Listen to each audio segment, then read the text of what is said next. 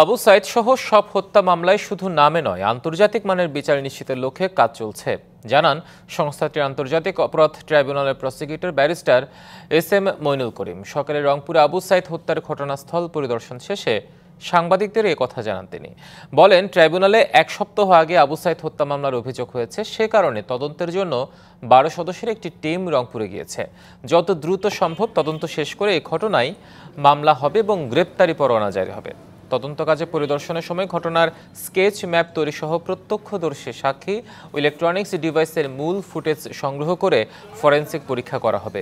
এই মামলায় সাবেক প্রধানমন্ত্রী শেখ হাসিনা অভিযুক্ত হবেন কিনা সেটা তদন্তের পর বলা যাবে, জানান প্রসিকিউটর। রংপুরে জুলাই আন্দোলনে যারা নিহত হয়েছে তাদের মৃত্যু সংঘটিত হওয়ার সময়ের ঘটনার তথ্য উপাত্ত সংগ্রহ করবেন তারা। 3 দিনের সফর শেষে আগামীকাল ঢাকা ফিরে যাওয়ার কথা রয়েছে তাদের।